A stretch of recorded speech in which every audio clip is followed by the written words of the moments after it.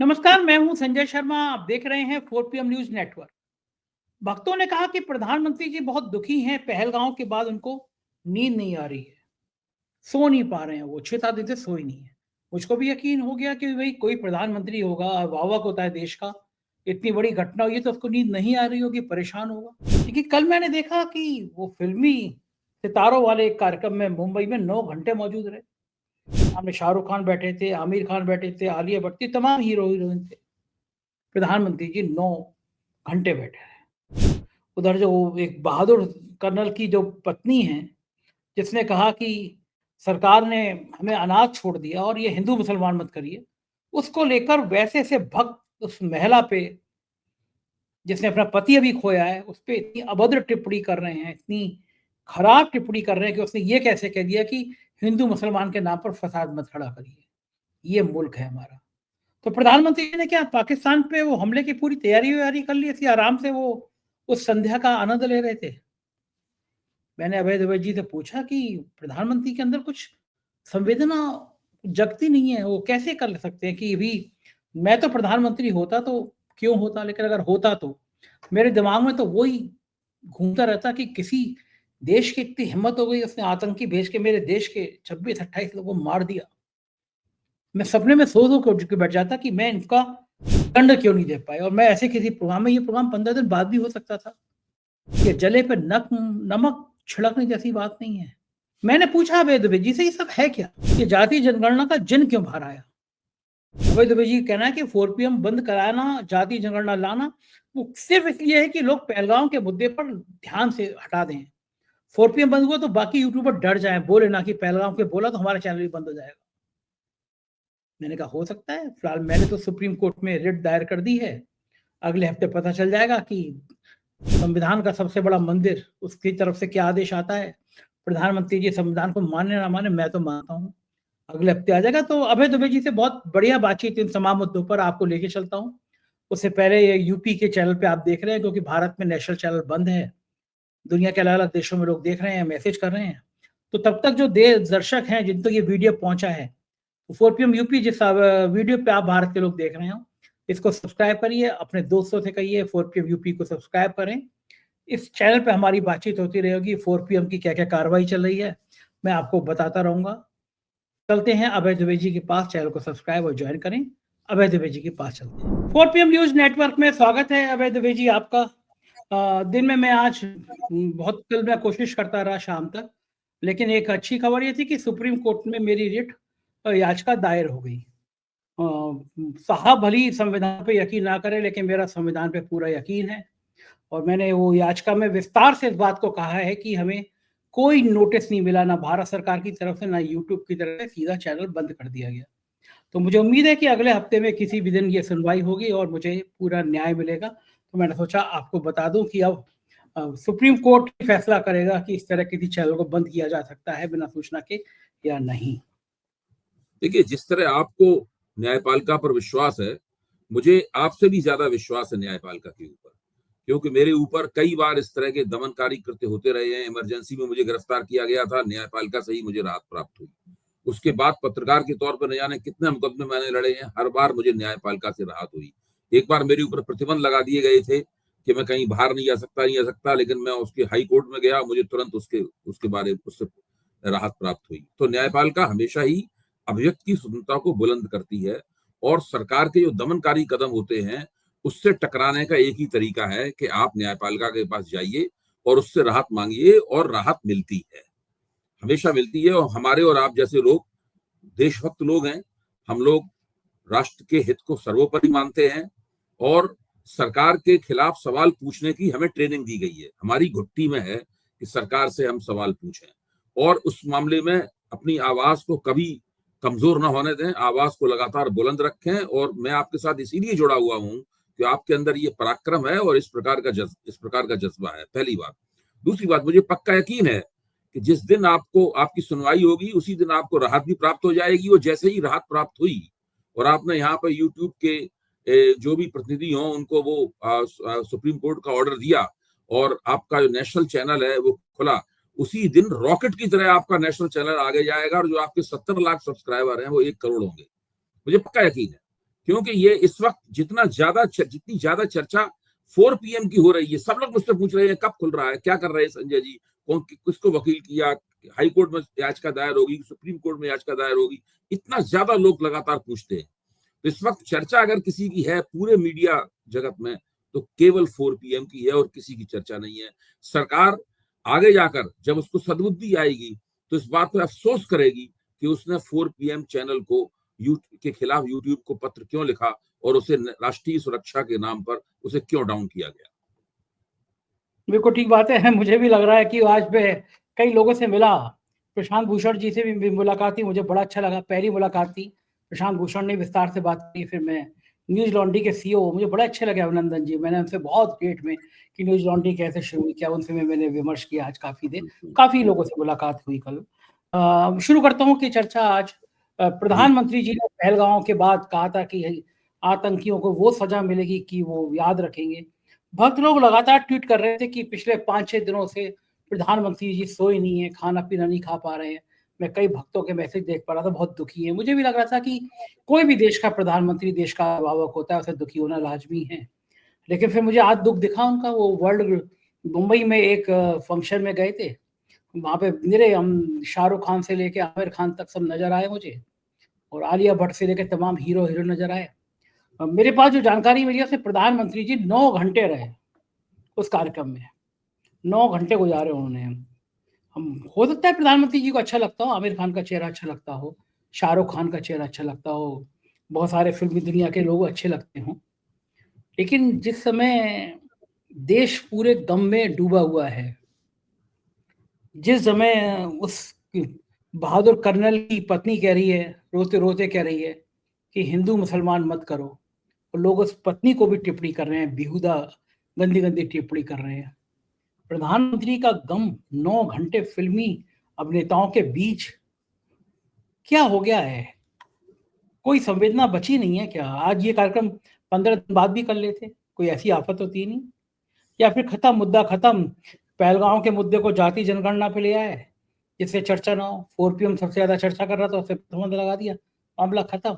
अब तो बस 9 घंटे का एन्जॉयमेंट, 9 घंटे की तकरीर। ऐसे ही चलना चाहिए देश।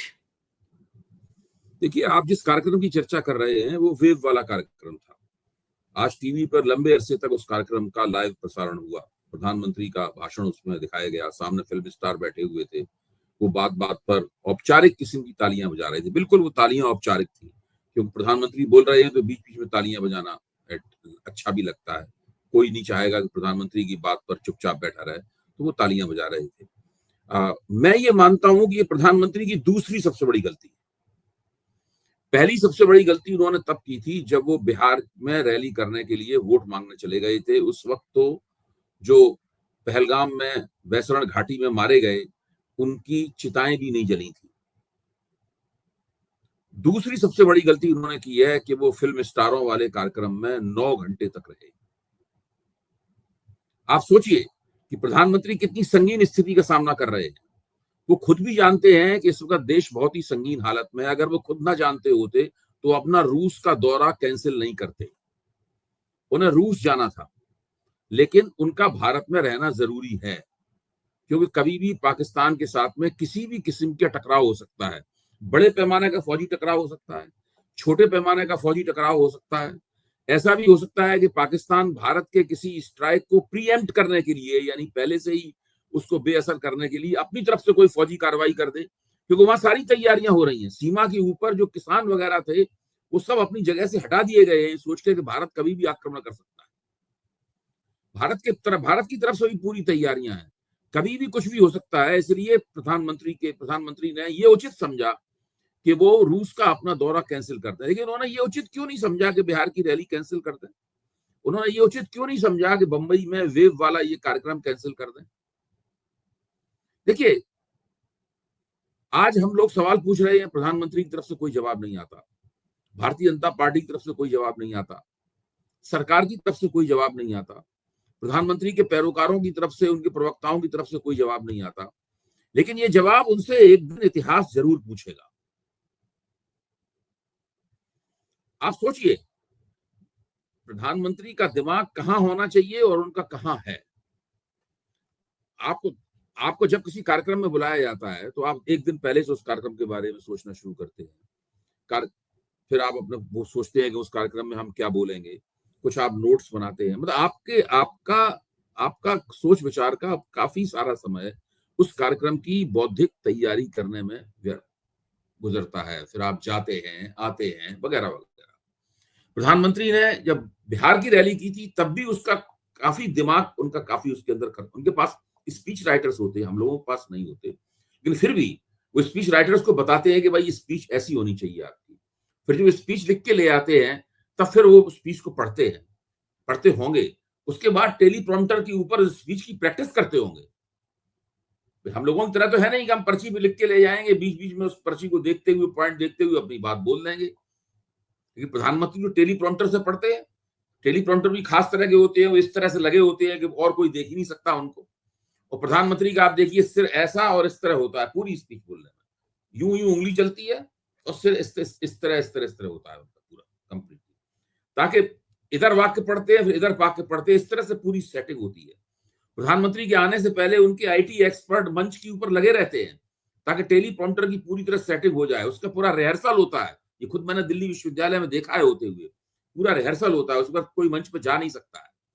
उसके बाद प्रधानमंत्री बहुत तेजी के साथ चलते हुए आते हैं, बहुत तेजी के साथ चलते हुए आते हैं, बिल्कुल ऐसा कि उनको बहुत ही युवा अवस्था में हो और ताकि उनके अंदर एनर्जी फूट रही हो।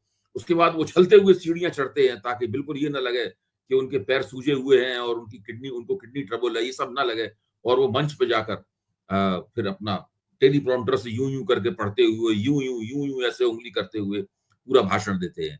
लेकिन आप सोचिए उनका पूरा स्टाफ, उनके स्पीच राइटर, वो खुद कितना समय इसमें लगा रहे हैं।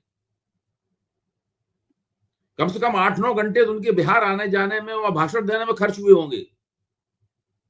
9 घंटे तो वहीं वेब वाले कार्यक्रम में रहे, वो आने जाने में सब मिला के, प्रधानमंत्री के पास विशेष विमान है, उसके बावजूद समय तो खर्च होता ही है हर चीज में। आप सोचिए देश का प्रधानमंत्री जब पड़ोसी देश के साथ में युद्ध की स्थितियां हों, जब बेकसूरों की और मासूम पर्यटकों के परिजन बिलख रहे हो, जब सारे देश में इस बात को लेकर चिंता हो कि क्या होने वाला है, उस वक्त प्रधानमंत्री अपने समय का करीबन 20 से लेकर 25 घंटा ऐसे कार्यक्रमों में खर्च करते हैं जिन कार्यक्रमों का देश के इस संकट से कोई संबंध नहीं। इसलिए इतिहास उससे जरूर पूछेगा कि उन्होंने ऐसा क्यों किया। ठीक बात है। वो इसीलिए कहा था रोम जल रहा था, नीरो बांसुरी बजा रहा था। बिल्कुल। लोग भक्त हल्कान हैं और गोदी मीडिया के एंकरनियां अपने चैनलों पर हवाई जहाज उतार रहे हैं, जेट उतार रहे हैं, बम फोड़ रहे हैं, टैंक दिखा रहे हैं, तरह तरह की कहानियां बता रहे हैं। और प्रधानमंत्री जी आमिर खान और शाहरुख खान को देख के मुस्कुरा रहे हैं। गजब हैं वो। हमारे प्रधानमंत्री भी कम थोड़ी ना, शाहरुख खान से कम थोड़ी नहीं लगती। बढ़िया कपड़े पहनते रहते हैं, चेहरा चमकता हुआ है। उधर मैं दूसरे विषय पे आपको लेके चलूंगा अभय जी।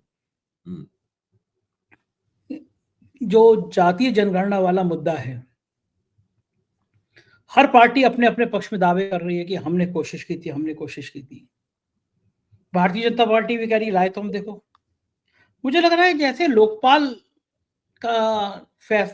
लाने का फैसला कांग्रेस ने किया, अन्ना आंदोलन के बाद किया, जितना फायदा लोकपाल लाने का कांग्रेस को मिला, मुझे लग रहा है जातीय जनगणना लाने का उतना ही लाभ भाजपा को मिलेगा। क्योंकि सब जानते हैं जातीय जनगणना खुशी से नहीं लाए। योगी आदित्यनाथ से लेकर और अनुराग ठाकुर तक के जो बयान लेंगे आप, खुद मोदी जी का बयान, तमाम सेकंड लाइन के लीडर के बयान, सब तो ये साबित कर रहे थे कि भाई जो जातीय जनगणना की बात कर रहा है वो देशद्रोही है। पहलगाम के हमले के तुरंत बाद भाजपा की एक राज्य की इकाई ने पोस्टर जारी कर दिया, धर्म पूछ के मारा, जाति पूछ के नहीं। तो जातीय जनगणना तो इनके लिए ऐसा था कि बिल्कुल हे दृष्टि से। अब होड़ लगी हुई है कि भाजपा ने देखो जातीय जनगणना लागू कर दी। लगता है कि ये जो पिछड़ी जातियां हैं, जो दलित जातियां हैं, उनके बीच में जो ये संदेश जाएगा जातीय जनगणना का, इसका लाभ किसको होगा? भारतीय जनता पार्टी। पहली बात तो ये है कि जातीय जनगणना कब होगी किसी को आज तक नहीं पता है। सरकार की इस घोषणा के बावजूद आज तक नहीं पता है। बजट में आप जानते हैं जाति जनगणना के लिए कितने रुपए रखे गए हैं? 550 करोड़ रुपए बजट में रखे गए हैं। 550 करोड़ के आसपास की रकम बजट में है। पिछली बार जो 10 वर्ष की जनगणना हुई थी, उसमें कितने खर्च हुए थे? उसमें 3000 करोड़ रुपए से ज्यादा खर्च हुए थे। केवल बिहार के जाति सर्वेक्षण में 500 करोड़ से ज्यादा रुपए खर्च हुए।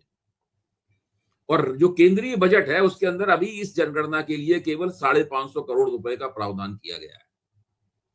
तो जब जाति जनगणना होगी तो कम से कम 4000 करोड़ रुपए का प्रावधान बजट केंद्र सरकार को करना पड़ेगा। उसके अंदर 4 लाख कर्मचारी भाग लेंगे। उसके अंदर आप सोचिए कितनी बड़ी कवायद है। और अभी दूर दूर तक इस योजना का कुछ पता नहीं है। यह घोषणा केवल एक खास तरह के फौरी मकसद को हासिल करने के लिए की गई है। इसमें पहला मकसद यह है कि किसी भी तरीके से पहलगाम मसले के ऊपर जो पूरे देश का ध्यान केंद्रित है, पूरे राजनीतिक समाज का ध्यान केंद्रित है, पूरे मीडिया का ध्यान केंद्रित है, वो पहलगाम मसले से शिफ्ट करके उसको जाति जनगणना के ऊपर ले आया जाए। सरकार नहीं चाहती कि पहलगाम मसले के ऊपर लोग सोचें, विचार करें, आपस में बहस करें और सरकार से पूछें या सरकार से कोई उम्मीद करें। सरकार ये चाहती है किसी तरीके से उसका ध्यान उससे हटे। तो पहला मकसद इसका यह है कि इस तरह की स्पिन दी जाए ताकि जाति जनगणना से पहलगाम मसले से लोगों का दिमाग हटे। क्योंकि जिस तरीके से विभिन्न सेना अध्यक्षों से बातचीत हुई है और सेना अध्यक्षों से जो कहा गया है उसको देख कर पहला अंदाजा यही लगता है कि जो कार्रवाई होगी वो केवल दिखावे की कार्रवाई नुमा होगी। इस तरह की कार्रवाई होगी जिसके ऊपर पाकिस्तान कभी भी मुंह बिचका सकता है, हिंदुस्तान में जो भी प्रचार करेगा। तो मुझे मेरा ये अनुमान है। इसलिए ये चाहते हैं कि जाति जनगणना से इनका फोकस पूरी तरीके से हटे और उसके लिए पहलगाम से फोकस हटे। उसके लिए एक बड़ा सा बम उन्होंने फोड़ा। अचानक किसी को उम्मीद नहीं थी। अश्विनी वैष्णव आए और उन्होंने जाति जनगणना सरकार कराएगी इसकी घोषणा कर दी। फिर वही लोग जो अभी तक जाति जनगणना को तालिबानी, आपके उत्तर प्रदेश के मुख्यमंत्री क्या कह रहे थे कि जाति जनगणना करके हरिजनों का आरक्षण छीनने की तालिबानी साजिश हो रही है। ये योगी आदित्यनाथ का कथन था। आज वो बिल्कुल वही बात बोल रहे हैं जो कि और लोग बोलते हैं कि जाति जनगणना कराने से, कांग्रेसी बोलते हैं कि आपको नीतियां बनाने में, आरक्षण देने में, इन तमाम चीजों में सुविधा होगी। ये पहले नहीं पता था इनको।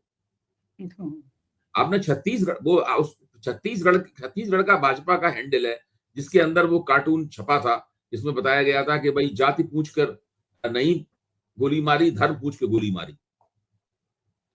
सब लोग लगातार एक के बाद एक कह रहे थे। मोहन भागवत के वक्तव्य भी इसी तरह के थे कि जाति जनगणना कराने से एकता खतरे में होगी। सारे लोग ये कह रहे थे। नित्यानंद राय का कहना ये था। सुप्रीम कोर्ट में सरकार ने एफिडेविट देके कहा था कि हमारी कोई नीति नहीं है जातिगत जनगणना कराने की। तो ये तो बिल्कुल स्पष्ट है अपने आप में कि इनके पास और ये सब बातों को सब लोग जानते हैं। इसलिए जानते हैं कि राहुल गांधी और विपक्ष के लोग बहुत लंबे अरसे से ये मुहिम चला रहे हैं। करीब 1 साल से ये मुहिम चला रहे हैं। तमाम वोटरों के मन में उनकी ये बात बैठ चुकी है कि भारतीय जनता पार्टी जाति जनगणना के खिलाफ है।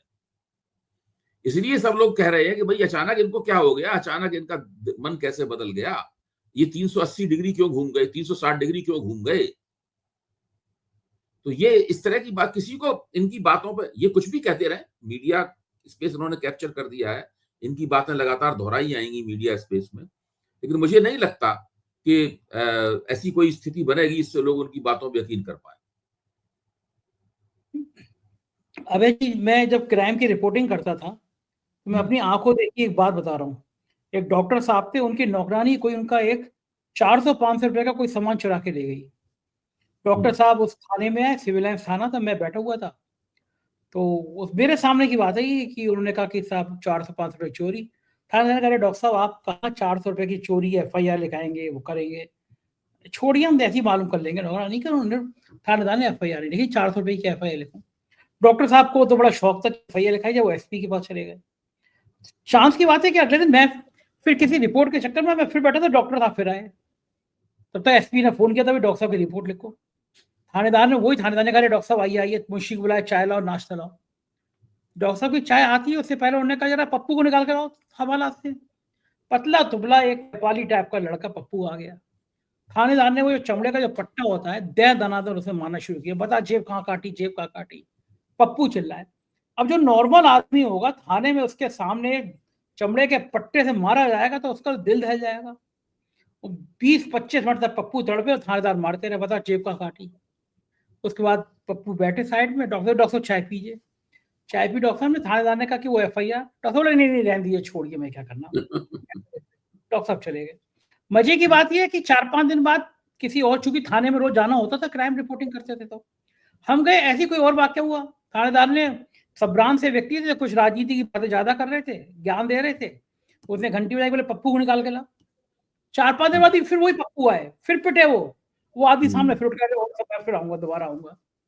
कभी कभी ऐसा होता है कि कोई एक सिंबल सामने रखा जाता है, उस पर हमला किया जाता है जिससे बाकी डर जाए, पप्पू को मारा जाता है। तो मुझे लग रहा है, मुझे ये सारी घटना अपने चैनल को लेकर याद आई कि सब लोग यूट्यूबर्स बात कर रहे थे, पहलगांव के मामले में बात कर रहे थे, बहुत लोग चले गए, अजीत जी वही हैं कश्मीर में, उन्होंने रिपोर्टिंग करी, कई सारे यूट्यूबर्स थे वहां पे। तो उनको लगा कि जो सबसे बड़ा यूट्यूबर है इस समय, सब नंबर 1 पे आ रहा है, उसको बंद करो, तो बाकी लोग डर जाएंगे उस पप्पू की तरह, मतलब बाकी लोगों की तरह, और वो कोई बोलेगा नहीं।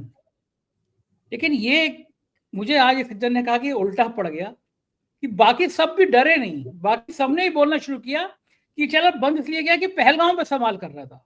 इस तरह कोई नहीं डरता संजय जी, ये सब जो लोग सरकार में होते हैं उनको ये गलतफहमी होती है कि वो इस तरीके से लोगों को डरा सकते हैं। इस तरह कोई नहीं डरता। देखिए, इस तरह अगर इस तरह लोग डरने डरने डरने लगे होते तो हर लोकतंत्र तानाशाही में बदल जाता। लोकतंत्र को तानाशाही में बदलने से हमारे आपके जैसे लोग ही रोकते हैं। हमारे आपके जैसे लोग, अजीत अंजुम जैसे लोग, रवीश जैसे लोग, पुण्य प्रसून वाजपेयी जैसे लोग, ध्रुव राठी जैसे लोग, ये सब लोग ही उनको बदलने से रोकते। दीपक शर्मा ऐसे लोग, यही सब लोग बदलने से रोकते हैं उसको, क्योंकि हम लोग अड़के खड़े हुए हैं भाई, ऐसे थोड़ी ना होता है। और देखिए, इनको गलतफहमी है। भारतीय जनता पार्टी के भीतर आप कार्यकर्ताओं से बातचीत करके देखिए, निजी बातचीत, वो कोई कैमरे पर नहीं कहेंगे बातचीत, वो कोई वक्तव्य नहीं देंगे, आप उससे बातचीत करके देखिए, उनकी हमदर्दियां भी हम लोगों के साथ हैं। वो बिल्कुल ठीक कह रहे हैं आप। कई बीजेपी की नेता, जिस दिन से नरेंद्र मोदी की सरकार बनी है, मैं उस दिन से उनकी आलोचना कर रहा हूं। इसका मतलब भारतीय जनता पार्टी के एक एक कार्यकर्ता को मेरा दुश्मन हो जाना चाहिए था। मैं ये मानता हूं कि भाजपा के अंदर काफी लोकप्रिय हूं। मैं इसलिए लोकप्रिय हूं कि जो बात वो लोग नहीं कह पाते वो मैं कह रहा हूं। ठीक बात है, उनके उनको मन की मेरी इच्छा बातें है। अपने जैसी लगती हैं। आप जो बात बोलते हैं वो आपकी बातें उन्हें अपने जैसी लगती हैं। बिल्कुल ठीक कह रहे हैं। अरे भाजपा के भारतीय जनता कार्यकर्ता हम पार्टी, लोगों के खिलाफ नहीं है। भाजपा कार्यकर्ता कुछ बहस हो सकती है तो उसमें वो अपनी राय रख सकते हैं, हमारी उनकी राय टकरा सकती है, लेकिन वो हमारे खिलाफ नहीं है। कोई भाजपा नहीं कार्यकर्ता नहीं चाहता कि लोकतंत्र को नष्ट कर दिया जाए। बिल्कुल ठीक कह रहे हैं। भाजपा के एक सांसद मिले मुझसे, उन्होंने सेम बात कही जो आप कह रहे हैं। उन्होंने कहा कि हम सोच नहीं सकते थे कि हमारी भारतीय जनता पार्टी ये कांग्रेस बन जाएगी। सारे कांग्रेस से ला के करप्ट जिस पे आरोप थे वो सबको लाके बीजेपी का नेता बना दिया, कहीं मुख्यमंत्री बना दिया, कहीं मंत्री बना दिया, कहीं प्रमुख पद दे दिया। ये तो कांग्रेस का दूसरा अवतार कर दिया। ओरिजिनल जो नहीं, वाजपेयी देखिए, कांग्रेस का दूसरा अवतार तो उनकी कार्बन कॉपी होगी। ये कांग्रेस की वर्स्ट कार्बन कॉपी है। ये कार्बन कॉपी नहीं है कांग्रेस की, ये वर्स्ट, सबसे नीचे वाली सबसे भद्दी और भदेश कॉपी जो होती है ना, वो है भारतीय जनता पार्टी।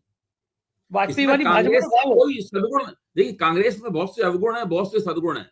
इसमें कांग्रेस का कोई सदगुण नहीं है, केवल कांग्रेस के अवगुण है, इसके अलावा कुछ नहीं। और अपने अवगुण तो है ही, और इनके अपने अवगुण और कांग्रेस के अवगुणों को मिलाकर ये एक दुर्गुण संपन्न पार्टी हो गई है।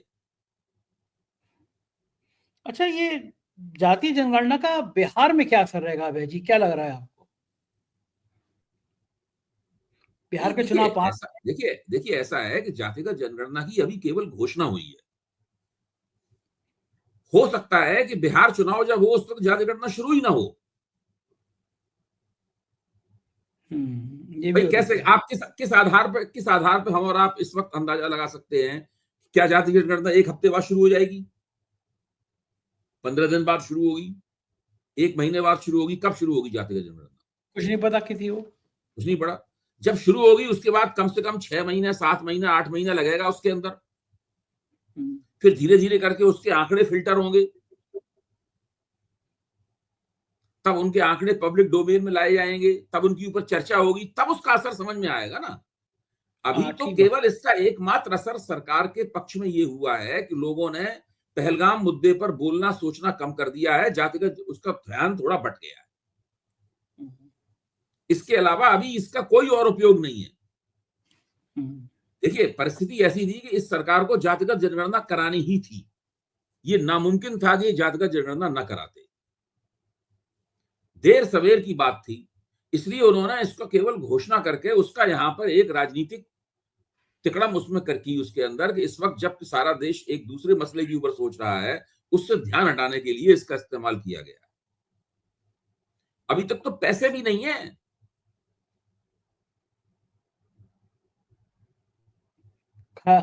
सूतना कपास। देखिए अब क्या होता है। अभी देखिए, इतना राहुल गांधी ने मांग की कि आप टाइमलाइन बताइए, सरकार ने बताई टाइमलाइन? सरकार कब बताएगी टाइमलाइन? राहुल गांधी को तो वैसे भी नहीं बताइए। क्या राहुल गांधी ने पूछा तो बता भी रही हो तो ना बताए। एक हफ्ते बाद बता देगी, 15 दिन बाद बताएगी टाइमलाइन? कब बताएगी टाइमलाइन? आप देखिएगा, मेरी बात को नोट कर लीजिए कि हम लोग अभी पूछते रहेंगे, अभी टाइमलाइन कुछ पता आता नहीं है। ये तो महिला आरक्षण बिल टाइप का हो गया। देखिए, सारी चीजें हवा में लटकी हुई हैं। सारी चीजें जो हैं वो हवा में लटकी हुई हैं। अब चारों तरफ एक और कयास चल रहा है। एक कयास चल रहा है कि मोदी रिटायर होने वाले थे। अब जो पहलगाम की घटना हुई है, इस घटना का उनको लाभ ये हुआ है कि वो उनका रिटायरमेंट राष्ट्रीय स्वयंसेवक संघ के साथ भी सहमत हो गया कि भाई इनका रिटायरमेंट कैंसिल करो। अब यही कर सकते हैं ऐसी परिस्थिति में भाजपा का नेतृत्व। ये कयासबाजी है सब। मैं ये नहीं कह रहा हूं ऐसा हुआ है, लेकिन ये कयासबाजी। सब लोग जानते हैं कि जिस वक्त थल सेना अध्यक्षों से इनकी मुलाकात हुई थी, उससे पहले प्रधानमंत्री निवास पर डॉक्टर मोहन भागवत और आदरणीय नरेंद्र मोदी की मुलाकात हुई थी। काफी देर बातचीत हुई थी दोनों के बीच में। आज के और उसके तुरंत बाद थल सेना अध्यक्षों से मुलाकात हुई और उसके अगले दिन जातिगत जनगणना का फैसला हो गया। ये असंभव है कि इसके डॉक्टर मोहन भागवत से उनकी इन बातों के बारे में चर्चा नहीं हुई हो और राष्ट्रीय स्वयंसेवक संघ की इन बातों पर सहमति ना हो। ठीक बात है।